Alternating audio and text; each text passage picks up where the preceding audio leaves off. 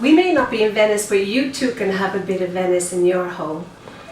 Think about nice risotto ai funghi porcini, porcini mushrooms grown in the nearby Alps with exotic saffron coming in from the east through the famous Venetian port. To make this amazing risotto, you're going to need dried funghi porcini or porcini dried mushrooms, 200 grams. This is what they look like. 10 grams of saffron, 100 grams of good grated Parmigiano cheese, a knob of butter, and you need rice that's really good for risotto. I usually use arborio cannaroli. Now my preference is for cannaroli, but I know you can't always get it. It tends to keep that little bite at the end, whereas arborio swells and tends to get soggy. So I do recommend cannaroli rice. What's really important for a good risotto is your broth, okay? I tend to use a vegetable broth if I'm using vegetables like peas, string beans, mushrooms, etc. If I'm doing a fish risotto, I'm going to make a fish broth, and if I'm making a risotto with heavy red wine, I'm going to go for a beef broth. I never use chicken broth, even though every recipe and every recipe book will tell you use a chicken broth. Please don't.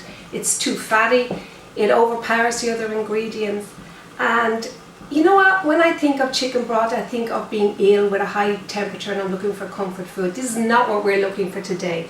We're thinking of Carnivale, we're thinking of Venice, we're thinking of something light and joyful. So we're going to go with the vegetable broth. What you'll need is 1.5 litres of water, and just throw in a whole onion, carrot, celery stick, and boil it up for 20 minutes. Simple.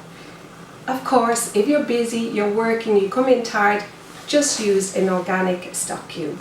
The basis to any risotto is really good olive oil, and here I've used 4 tablespoons, a finely chopped onion or shallot, and sweat it on a very low heat for at least 5 minutes until the onion practically melts. At this stage, we're going to add the rice.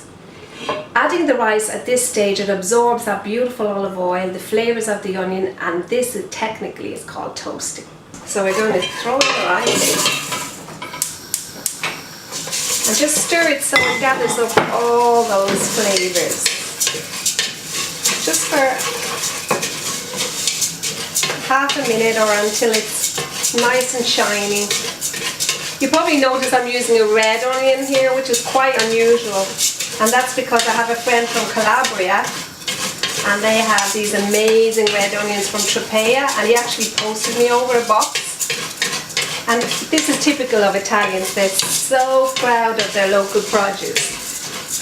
And festas meals are created around the produce. A whole meal could be on a red onion, on a funghi porcini, on an artichoke. It's an occasion to invite friends over to dinner, like, oh, my friend sent me a box of Tropea red onions, what are we going to do? We make a frittata, we make a risotto, and you call friends over and you chat in the kitchen while you're cooking, you have a glass of wine.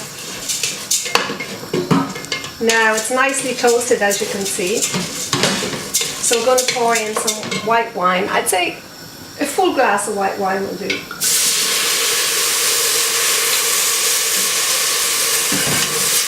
Hard the heat a bit to let the alcohol evaporate. You can't, at home can't get that aroma, but I can. It's really, really good. Okay, lower the heat, and we're going to add our mushrooms, our funghi porcini. And what I've done also is, because they're dried mushrooms, we soaked them in water, lukewarm water with a little drop of milk, which then I strain. So I'm going to add the juice of the dried mushrooms in there. Mix that well. After this, it's really about, you don't leave your pot unattended. The thing about risotto is it requires 20 minutes, and basically you add a little bit of broth at a time. I use an old teapot, it's really handy.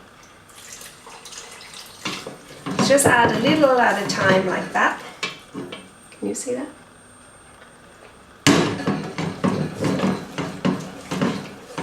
And this is a good time to have friends over, have a glass of wine, or if you're making it for lunch, make a cup of tea, have a chat while you're cooking.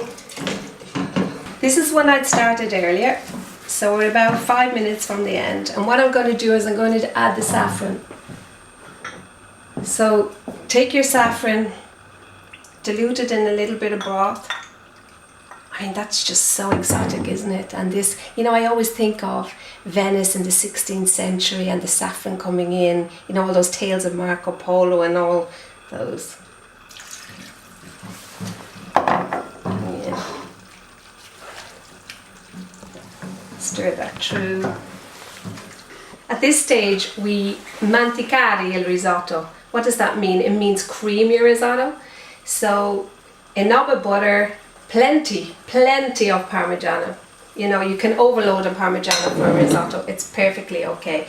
On the other hand, if you have people who are, you know, guests who are intolerant to dairy, you can eliminate it and just add extra olive oil at the moment. But a good risotto does need that knob of butter and plenty of Parmigiano.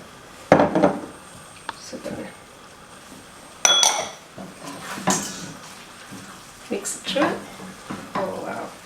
Now remember, the broth had salt in it, so it may be salty, but just taste at this stage and you may need to add a little bit of salt more. We're going to tip our risotto into a nice big serving platter. This is also very Italian, you know, where the serving platter is brought to the table and everyone helps themselves.